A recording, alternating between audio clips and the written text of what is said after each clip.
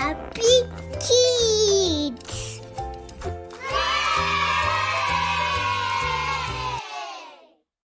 የማይታመን እውነታ። እስኪ ያስቡት፣ ግዙፍ ባህር ለሁለት ተከፍሎ መሃል ደረቅ መንገድ ቢሆንና በውስጡ ብትራመዱ ምን ይሰማቸዋል? ግራና ቀኛችሁ ያለው ውሃ እንደ ግድግዳ ቆሟል። ይህ ተረት አይደለም፣ በእውነት የሆነ አስደናቂ ታሪክ ነው። ዛሬ የምናየው ስለ አንዲት እናት ድፍረት፣ ስለሚደነቅ ቁጥቋጦ፣ ስለ አስደናቂ መቅሰፍቶችና ስለ ታላቁ የነጻነት ጉዞ ነው። ታሪካችን የሚጀምረው ግን ከታላቁ ባህር ዳር ሳይሆን በአንዲት ትንሽ ቅርጫት ውስጥ ነው።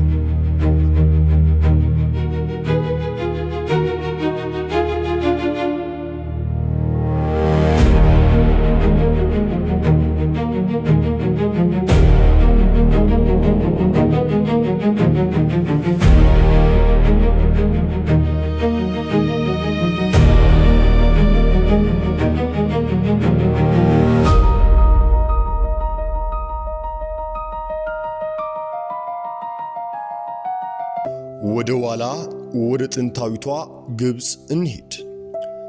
በዚያ ዘመን ግብጽን የሚገዛው ፍርዖን የሚባል ንጉሥ ነበር። ፍርዖን በጣም ክፉና ጨካኝ ንጉሥ ነበር። የዕብራውያን ወንዶች ልጆች ሁሉ ይገደሉ የሚል አስፈሪ ትእዛዝ አስተላለፈ። በዚያ ዘመን ጊዜ ግን አንዲት እናት ወንድ ልጅ ወለደች። ስሟ ዮካብድ ይባላል። ዮካብድም ልጄ ሆይ በጣም ቆንጆ ነህ፣ እንዴት አሳልፌ እሰጥሃለሁ? እግዚአብሔር ሆይ እርዳኝ ስትል ወደ እግዚአብሔር መጸለይ ጀመረች። ዮካብድ ልጇን ለ3 ወር ደበቀችው። ነገር ግን ሕፃኑ እያደገ ሲሄድ ለቅሶ እየበረታ ሄደ። ድምፁን ወታደሮቹ እንዳይሰሙ ፈራች። በመጨረሻም አንድ ዕቅድ አወጣች። ሳጥን አሊያም ቅርጫት አዘጋጅታ ውሃ እንዳይገባበት ደግሞ በስፍት ለቀለቀችው። ልጇንም በውስጡ አኖረችው። ዮካብድ ቅርጫቱን ወስዳ ናይል ወንዝ ዳር ባለ ቄጠማ ውስጥ አስቀመጠችው።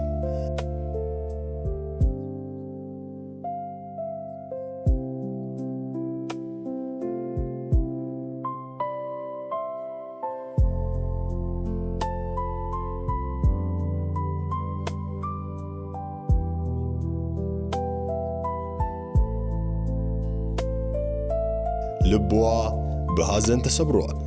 ነገር ግን ታላቅ እህቱ ማርያም በሩቅ ቆማ ምን እንደሚሆን ትከታተል ነበር። እባክህ እግዚአብሔር ሆይ ወንድሜን ጠብቀው፣ ወታደሮቹ እንዳያዩት፣ ጌታ ሆይ እባክህ አዞዎችም እንዳይነኩት ስትል ወደ እግዚአብሔር ጮኸች።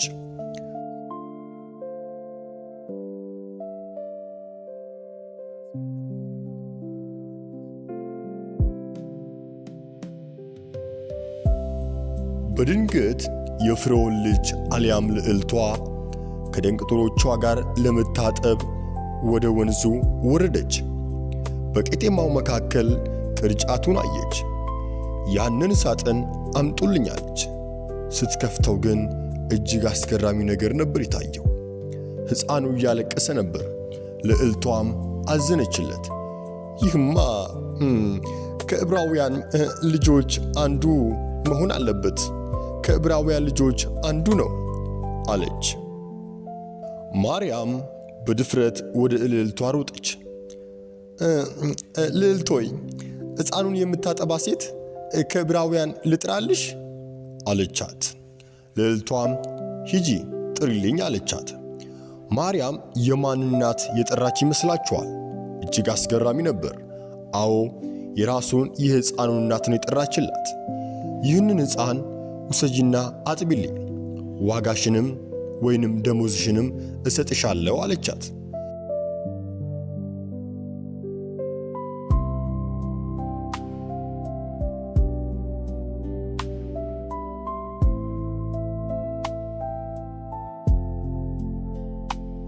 እግዚአብሔር እናቱን ልጇን ተንከባክባ እንድታሳድግ ብቻ ሳይሆን ደሞዝም እንዲከፈላት አደረገ። ሕፃኑም አደገ፣ ስሙንም ሙሴ አሉት። ትርጉሙም ከውኃ አውጥቻለሁ ማለት ነው።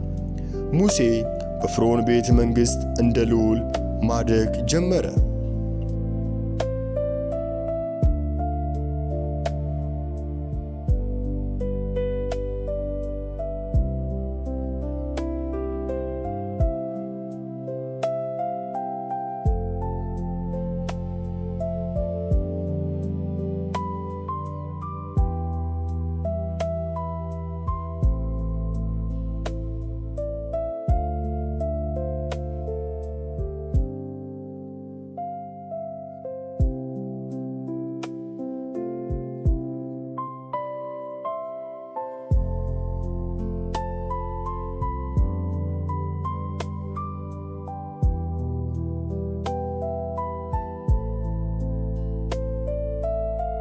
ሙሴ ጎበዝ በሆነ ጊዜ ወንድሞቹን ሊጠይቅ ወጣ። አንድ ግብፃዊ ወንድሙን ሲመታው አየ።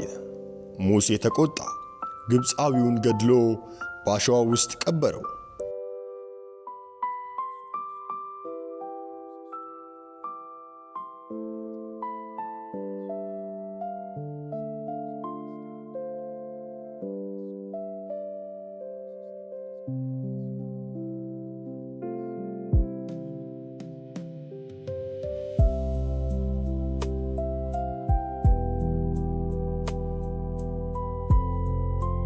ነገር ግን ፈርዖን ሰምቶ ሙሴን ሊገድለው ፈለገ። ሙሴም ወደ ሚዲያም በረሃ ኮበለለ።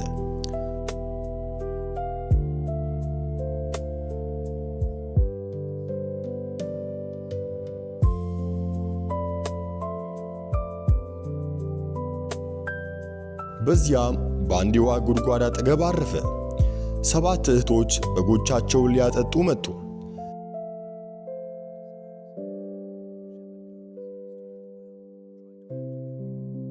ነገር ግን ክፉ እረኞች መጥተው የገፏቸውና በጣም ያስጨንቋቸው ነበር። ሙሴም ቀርቦ ተዋቸው፣ አትንኳቸው፣ ሴቶቹን አትክፉ ሲል በቁጣ ተናገራቸው። ሙሴ ሴቶቹን ረዳቸው።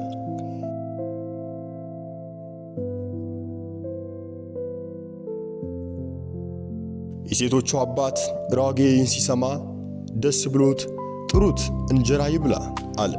ሙሴም በዚያ ተቀመጠ። ሲጳራ የምትባል ሚስትም አግብቶ እረኛ ሆነ። ሙሴ 40 ዓመታት ሙሉ እረኛ ሆኖ ኖረ። አሁን ሽማግሌ ሆኗል።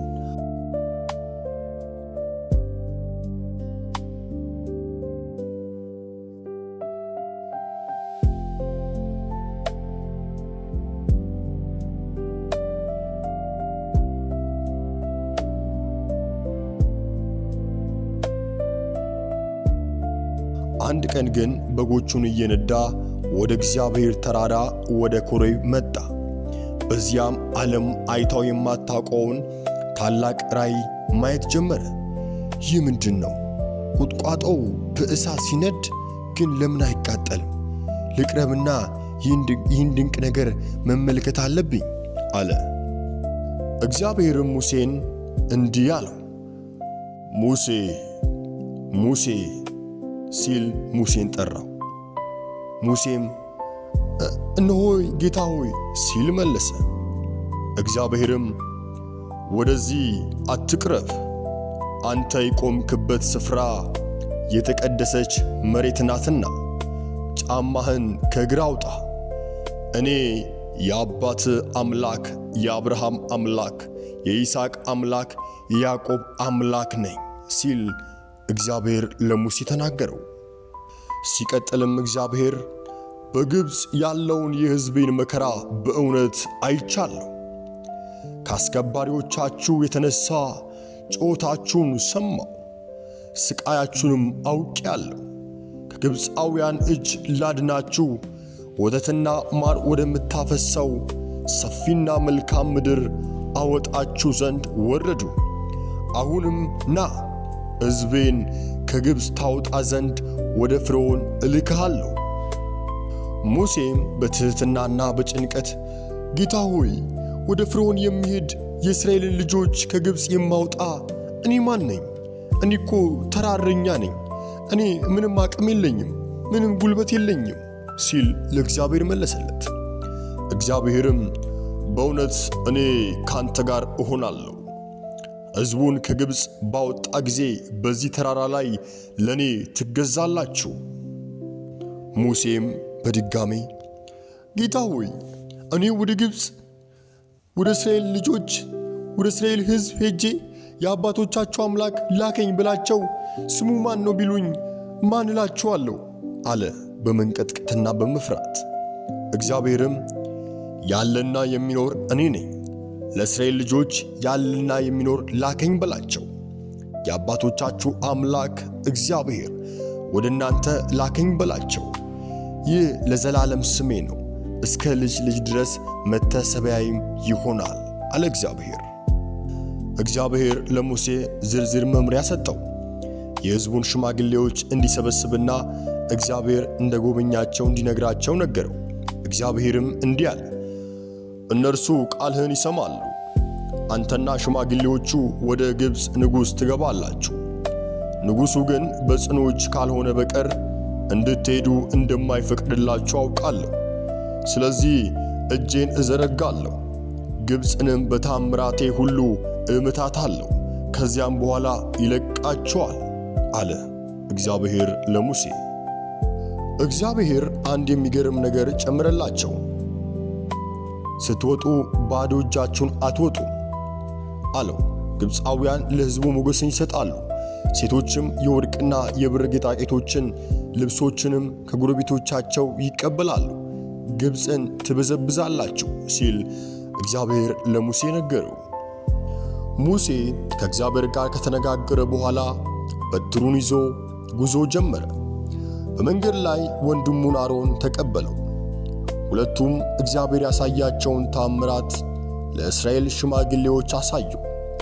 ሕዝቡም እግዚአብሔር እንደጎበኛቸው ሲያውቁ በደስታ ለእግዚአብሔር ሰገዱ። ሆኖም ታላቁ ፈተና ገና አልጀመረም ነበር። ሙሴና አሮን የፍርዖን ቤተ መንግሥት ገብተው ሕዝቤን ልቀቅ ይላል እግዚአብሔር ሲሉ ነገሩት። ፍርዖን ግን በንቀት ሳቀባቸው። እኔ እግዚአብሔርን አላውቀውም፣ ሕዝቡንም አላቅም ሲል መለሰላቸው። ጭራሽ በእስራኤላውያን ላይ የባርነቱን ቀንበር አከበደባቸው። እስራኤላውያን ያለ ገለባ ጡብ እንዲሰሩ ታዘዙ። ሕዝቡም በጭንቀትና በድካም በሙሴ ላይ ማማረር ጀመሩ። ሙሴም ወደ እግዚአብሔር ጮኸ። እግዚአብሔርም አሁን በፍርዖን ላይ የማድርገውን ታያለ የሚል ብርቱ የተስፋ ቃል ሰጠው።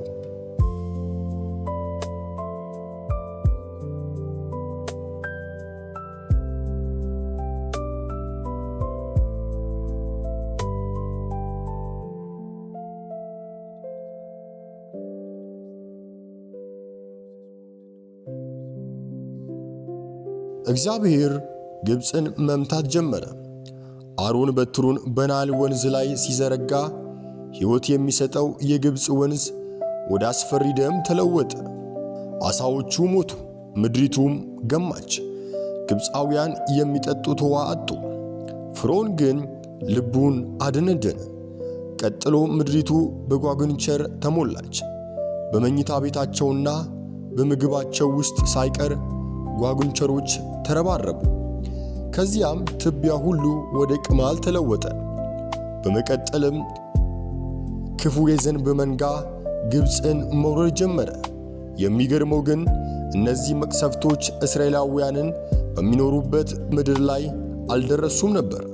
እግዚአብሔር በሕዝቡና በግብፃውያን መካከል ልዩነት አደረገ። ነገር ግን ፍርዖን መቅሰፍቱ ሲቆም ሐሳቡን ይለውጥ ነበር። ቀጥሎም የከብቶች እልቂት፣ በሰዎች ላይ የሚወጣ ቁስልና እሳት የተቀላቀለ ታላቅ በረዶ ግብፅን አወደማት። ከበረዶ የተረፈውንም ቡቃያ ሁሉ የሚበላ የአንበጣ መንጋ እንደ ደመና ግብፅን ከደናት። ፍርዖን በድያለሁ ቢልም አንበጣው ሲጠፋ ግን ዳግመኛ እምቢ ይላል። እግዚአብሔርም ግብፅን በድቅድቅ ጨለማ ውስጥ ከተታት። ለ3 ቀን ያህል ግብፃውያን እርስ በርሳቸው መተያየት እንኳን አልቻሉም። በፍርሃትም ተሸበሩ። በእስራኤል መንደር ግን ብርሃን ነበር። በመጨረሻም እግዚአብሔር የመጨረሻውን እጅግ አስፈሪውን መቅሰፍት አሳወቀ። በግብፅ ምድር ያለ በኩር ወይንም የመጀመሪያ ልጅ ሁሉ እንደሚሞት ተናገረ። ሙሴም ለፍርዖን ዳግመኛ ፊትን አላይም ብሎ በቁጣ ከቤተ መንግሥት ወጣ። እግዚአብሔርም ለእስራኤል ልጆች ታላቅ ትእዛዝን ሰጠ። እያንዳንዱ ቤተሰብ ነውር የሌለበትን በግ አርደው ደሙንም በቤታቸው መቃንና ጉበል ላይ እንዲቀቡ ነገራቸው። ደሙንም ባየው ጊዜ አልፋቸዋለሁ አላቸው። ያን ሌሊት ሕዝቡ ቂጣ እንጀራውንም በልተው ጫማቸውንም አድርገው በችኮላ ተዘጋጁ።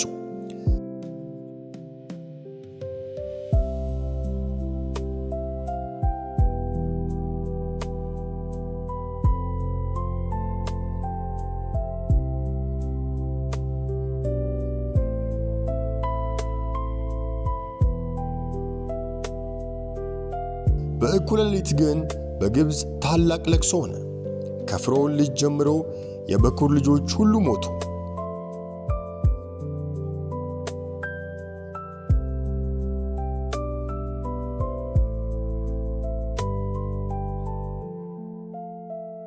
ፍርዖን ሙሴን ጠርቶ ውጡልኝ፣ ሂዱ ማለት ጀመረ።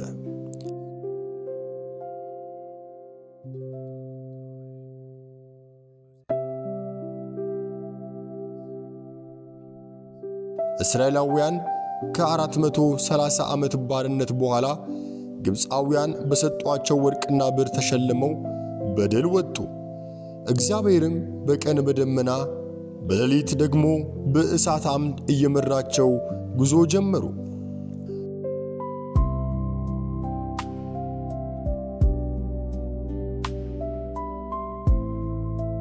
ሕዝቡ በቀይ ባሕር አጠገብ ሲሰፍሩ ፍርዖን እንደገና ልቡ ተለወጠ። ባሮቻችንን ለምን ለቀቀን ብሎ 600 ምርጥ ሰረገላዎችን በሰራዊቱ አሳደዳቸው። እስራኤላውያን ከፊት ባሕሩን ከኋላቸው ደግሞ የፍርዖን ጦር ሲያዩ በጣም ፈሩ። ሕዝቡም በጣም ከመፍራቱ የተነሳ በሙሴና በእግዚአብሔር ላይ ማጉረምረም ጀመሩ።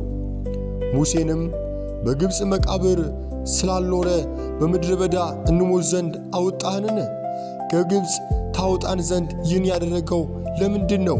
ሲሉ መጮኻቸውን ቀጠሉ። በምድረ በዳ ከምንሞት ብንገዛላቸው ይሻለን ነበር። ተወን፣ ለግብፃውያን እንገዛ ብለን በግብፅ ሳለን ያልነህ ቃል አይደለምን? አሉት። ሙሴ ግን አትፍሩ፣ እግዚአብሔር ስለ እናንተ ይዋጋል አላቸው። እግዚአብሔርም ሙሴን በትርን በባሕሩ ላይ ዘርጋ አለው። በዚያች ሌሊት ጽኑ የምሥራቅ ንፋስ መጣ፣ ባሕሩም ለ2 ተከፈለ። ውሃውም በቀኝና በግራ እንደ ግድግዳ ቆመ፣ መሃሉም ደረቅ መንገድ ሆነ።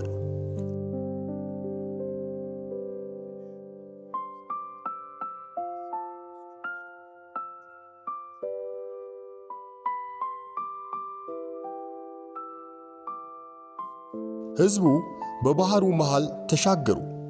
ግብፃውያንም ተከትሏቸው ገቡ። ነገር ግን ንጋት ላይ ሙሴ በትሩ ሲዘረጋ ውሃው በኃይል ተመለሰ። የፍርዖን ጦርና ሰረገላዎቹ በሙሉ ሰጠሙ፣ አንድም አልተረፈም ነበር። እስራኤል እግዚአብሔር በግብፃውያን ላይ ያደረገውን ታላቂቱን እጅ አዩ።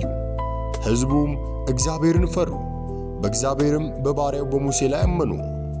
እስራኤላውያን በባሕሩ ማዶ ቆመው እግዚአብሔር ያደረገውን ታላቅ ድል አዩ።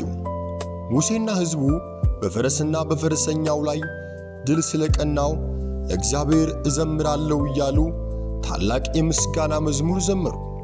የሙሴ እህት ማርያምም ከበሮ ይዛ ከሴቶቹ ጋር አብራ ዘመረች።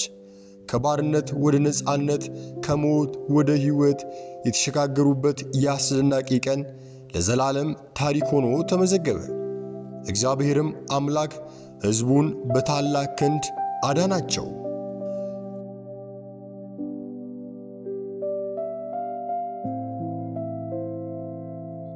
ልጆች ከሙሴ ታሪክ ምን እንማራለን? እግዚአብሔር ሁልጊዜ ከኛ ጋር ነው፣ አይተወንም። ሙሴ በቅርጫት ውስጥ ሆኖ በአዞዎች መካከል ሲንሳፈፍ፣ በበረሃው ውስጥ በጎችን ሲጠብቅና ከታላቁ ፈርዖን ፊት ሲቆም እግዚአብሔር አልተለየውም ነበር። ልጆች እናንተም በምትፈሩት ጊዜ ወይም ብቻችሁን እንደሆናችሁ ሲሰማችሁ እግዚአብሔር ልክ እንደ ሙሴ ከእናንተ ጋር እንዳለና እንደሚጠብቃችሁ ማወቅ አለባችሁ። ሙሴ መጀመሪያ ላይ መናገር አልችልም ብሎ ፈርቶ ነበር። ነገር ግን በእግዚአብሔር ታምኖ ሲነሳ ታላቁን ንጉሥ መጋፈጥ ቻለ። ትክክለኛውን ነገር ለማድረግና ሌሎቹን ለመረዳት ድፍረት እንደሚያስፈልግ እንማራለን። እግዚአብሔር ደካማ ሰዎችን ተጠቅሞ ታላቅ ነገር ማድረግ ይችላል። እስራኤላውያን በግብፅ ሲሰቃዩ እግዚአብሔር ጩኸታቸውን ሰምቷቸዋል። ይህ የሚያስተምረን እግዚአብሔር ፍትሕን እንደሚወድና የተቸገሩትን እንደሚረዳ ነው። እኛም የተቸገሩትን ሰዎች ስናይ ልንረዳቸውና ስቃያቸውን ልንጋራ እንደሚገባ ያስገነዝበናል። ሙሴ የእግዚአብሔርን ትእዛዝ ሰምቶ በትሩን ሲዘረጋ ባህሩ ተከፈለ። እግዚአብሔር የሚለንን ነገር በትክክል ስንሰማና ስንታዘዝ የማይቻሉ የሚመስሉ ነገሮች ሁሉ ይቻላሉ። በሕይወታችን ውስጥ የሚያጋጥሙንን ቀይ ባህሮች፣ ትልልቅ ችግሮች የምናልፈው በታዛዥነት በእምነት ነው። በቀጣይ በሌላ አስገራሚ ታሪክ እስከምንገናኝ እስከዚያው ሰላም ቆዩ ልጆች።